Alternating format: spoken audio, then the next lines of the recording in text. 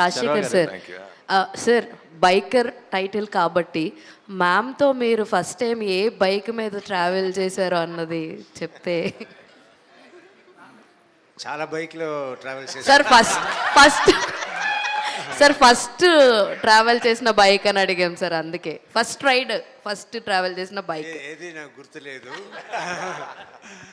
కానీ ఒక ఎపిసోడ్ మాత్రం అప్పట్లో హైదరాబాద్ నుంచి చెన్నై ఫ్లైట్కి షూటింగ్ బాగా డిలే అయిపోయింది. ఫ్లైట్ టైం లేట్ అయిపోయి కార్లో వెళ్తే ఎక్కువ ట్రాఫిక్ ఉంటుంది, బైక్లో వెళ్తే త్వరగా వెళ్ళిపోవచ్చు అని అక్కడ ఉన్న మా మేనేజర్ బైక్ని తీసుకుని నేను జీవిత ఎయిర్పోర్ట్కి వెళ్ళాము. చాలా స్పీడ్గా వెళ్ళి flight about to take off ఆ టైంలో వెళ్ళి మమ్మల్ని వెతుకుతున్నారు, ఎక్కడ 2 టికెట్ కనపడలేదు. మేము బైక్ తీసుకెళ్ళి స్ట్రైట్గా ఎయిర్పోర్ట్ గేట్ దగ్గర ఆపి ఆయన వచ్చి ఏంటి ఇది అని డ్యూటీ ఆఫీసర్ అడిగితే ఆయన దగ్గరే కీ ఇచ్చి ఇది ఇచ్చేయండి, మా ఫ్లైట్ టైం అయిపోయిందని మేము ఇద్దరు లోపల పరిగెత్తి వెళ్ళాం. సో అలాగే ఇంకో భీమవరం ఎక్కడో ట్రైన్కి వెళ్ళాలి, మేము కార్లో వెళ్తున్నాము, అన్ని ట్రాఫిక్ ఆగి ఉంది. అయ్యో ఇప్పుడు బైక్ ఉంటే బాగుంటుంది అని ఒక అబ్బాయి వచ్చి సార్ మీ పెద్ద ఫ్యాన్ అది ఇది సరే థ్యాంక్ యూ రా, నువ్వు ఈ కార్లో రా,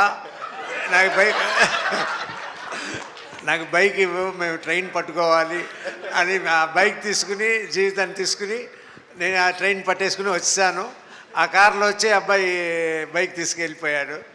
సో ఇలా చాలా జరిగింది సార్. రాజశేఖర్ కానీ దీంట్లో ఒక్క నిమిషం ఐ వాంట్ సే, కానీ నేను జీవిత మ్యామ్ గురించి కంపల్సరీ చెప్పాలి. I'm always jealous. రాజశేఖర్ గారిని చూసి ఎప్పుడు కుళ్ళుకుంటుంటా. అసలు చిన్న బాబుని చూసుకున్నట్టు ఎంత బాగా చూసుకుంటారంటే అసలు మీరు అక్కడ సెట్లో చూడాలి, అసలు చిన్న బాబుని చూసుకున్నట్టు ఆయనకి ఎప్పుడు ఏం కావాలి ఏంటి, షార్ట్ ముందు కూడా మానిటర్ ముందు కూడా కూర్చుని ఇది అది హెయిర్ వాట్ ఎవర్ మొత్తం అంతా A to Z చూసుకుంటారు. And good to see a couple like you ma'am. Thank you. Abhilash గారు సార్. అభిలాష్ గారు last question. So sir first of all congratulations. అంటే సినిమా మొత్తం బాగుంది, బట్ ఒక సీన్ అయితే నాకు చాలా బాగా నచ్చింది. అంటే కులకర్ణి గారికి రాజశేఖర్ గారికి ఒక సీన్ ఉంటుంది, లైక్ రేసింగ్ ఫ్యూచర్ కాదు, నో మీడియా నో క్రౌడ్, క్రికెట్లా కాదంటే రాజశేఖర్ గారు ఒక డైలాగ్ చెప్తారు, 83 ముందు వరకు కూడా కపిల్ దేవ్ చుట్టూ క్రౌడ్ లేదని చెప్పేసి. అంటే అది చాలా బాగా రాసుకున్నారు. బట్ ముఖ్యంగా ఆ పర్టికులర్గా ఆ డైలాగ్ కానీ ఆ సీన్ కానీ రైటాకి ఏమన్నా ఒక ఇన్స్పిరేషన్ కానీ, సో ఏంటి అంటే కొంచెం గట్స్ ఉండాలి అంటే అదే కదా మన క్యారెక్టర్ కూడా. సో క్యారెక్టర్ క్లారిటీ ఉంది కాబట్టి, బికాజ్ మీరు చూస్తే cinema that is where it starts. మీకు రికగ్నిషన్ రావాలి స్పోర్ట్కి అనేదే కదా క్యారెక్టర్, అది చాలా ఈజీగా వచ్చేసింది. శర్వా గారు, సో బేసిక్గా యాంగ్రీ యంగ్ మ్యాన్ ఆయనతోనే మీరు యాంగ్రీ యంగ్ మ్యాన్ టైటిల్ నీ ఒక్కడదే కాదు అని చెప్పడం కూడా చాలా క్యూట్ అనిపించింది సినిమాలో. సో పర్టికులర్గా ఆ మూమెంట్ గురించి ఏం చెప్తారు? అంటే ఆయన్ని చూసే పెరిగాం కదా, మా అంకుశం అంటే అలాంటి గొప్ప గొప్ప సినిమాలు చేశారు ఆయన. సో ఫస్ట్ ఆఫ్ ఆల్ మగాడు, బోల్డ్, సేతు అలాంటి నాకు చాలా ఇష్టమైన యాక్టర్. చిన్నప్పటి నుంచి నాకు చాలా ఇష్టం.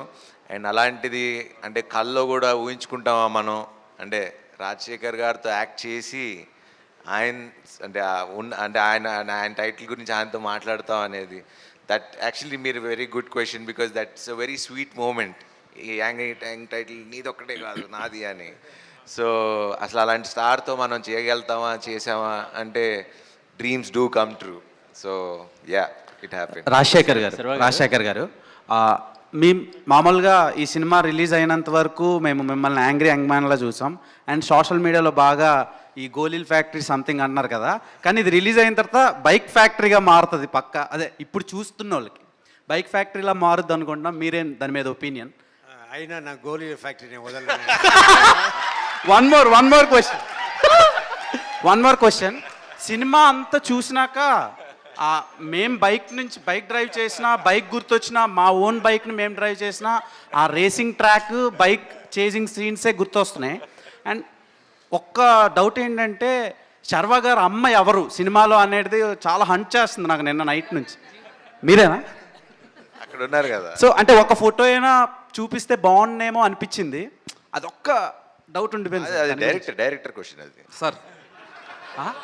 సార్ 17 గురించి కూడా చెప్పాలి సార్ మీరు. 17 బైక్ నెంబర్ ఆ లక్కీ నెంబర్ అంతే, నాకు నేను పెట్టుకున్నాను. అంటే కోహ్లీ లాగా లేదు. Thala for the race. No. Okay. Malvika గారు. ఎస్ సో మీరు కూడా బైక్ రైడ్ చేశారు కదా సినిమాలో. చేశానండి. సో అప్పుడు ఎలా అనిపించింది మేడం? చాలా బాగా అనిపించింది. నేనే నేర్పించాను శర్వాకి ఎట్లా బైక్ రైడ్ చేసుకోవాలని. అంతా నేనే. నిజంగా రాదా? నిజంగా ఓకే. చాలా శర్వాన్. బాగా వచ్చింది. మొన్న ఒక పెద్ద హిట్ అయింది నారి నారి. అండ్ ఇప్పుడు సమ్మర్కి దింపారు, పండగ ఒక సినిమా దింపుతున్నారు. నెక్స్ట్ భోగి, రాఖీ పండగ, రాఖీకి వస్తుంది. Eagerly waiting for that project and congratulations for biker. ఇప్పుడు 4DXలో కూడా చూడాలని ఉంది, ఇంకోసారి వెళ్దాం అనుకుంటున్నాను. నాకే అసలు టైం కుదట్లా ప్రమోషన్స్ అని చెప్పి, నాకే ఇంకా ఆయన చెప్పినట్టు ఒకసారి సరిపోట్లా నాకు వెళ్ళి ఎప్పుడెప్పుడు మళ్ళీ చూద్దామా. అండ్ భ్రమరాంబకి వెళ్ళి చూద్దామని, ఇంత పెద్ద క్లాస్ థియేటర్ కాకుండా మన మాస్ థియేటర్లో చూద్దామని. అండ్ సినిమాలో మీరు ఒక సినిమాకి వెళ్తారు కదా, భాషా ఫిలింకి. అదే ఒక సినిమాకి వెళ్తారు. మామూలుగా మేము డాడీస్కి దొరికిపోయినప్పుడు కొట్టి తీసుకొస్తుండే, కానీ మీ డాడీ చాలా కూల్గా ఇది కాదు నీ లైఫ్ వేరే అని తీసుకొచ్చారు.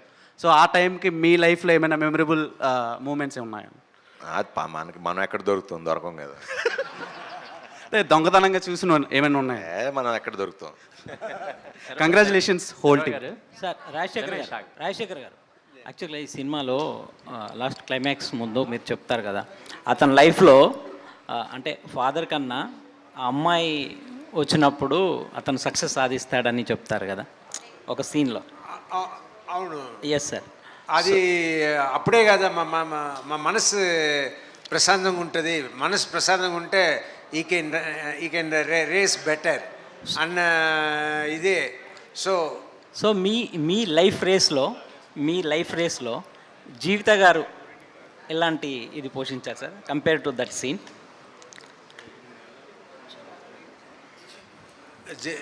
ఈయన చెప్పారు కదా, జీవిత గారు నన్ను స్కూల్కి తీసుకెళ్ళినట్టు షూటింగ్ తీసుకెళ్తుంది, మరి ఇంటికి తీసుకొస్తుంది. అలాగే నేను బతుకుతున్నా అంతే. ఇంకోటి సార్, అంటే ఈ సినిమా చూసినప్పుడు ఆ శర్వా క్యారెక్టర్ చూసినప్పుడు, అంటే మీ క్యారెక్టర్ కాదు సార్, ఇలాంటి క్యారెక్టర్ ఇలాంటి స్క్రిప్ట్ మీ ఎర్లీ స్టేజ్లో మీరు మగాడు ఇలాంటి సినిమాలు చేసిన టైంలో వచ్చుంటే బాగుండేది అనే ఫీల్ ఏమన్నా మీకు కలిగిందా సార్? అలా ఏం లేదు. బట్ సన్, నాకు 2 డాటర్స్. ఈ సినిమా చేస్తున్నప్పుడు సన్, నా తమ్ముడికి 2 సన్స్. సో వాళ్ళ బిహేవియరు అండ్ మా బిహేవియర్, మా డాడీ టువర్డ్స్ మై డాడీ, ఇదంతా చూస్తూ అబ్బాయిలు అయితే ఇలాగే ఉంటారు, అమ్మాయిలు అయితే మన ఇంటి అమ్మాయిలాగా ఉంటారు.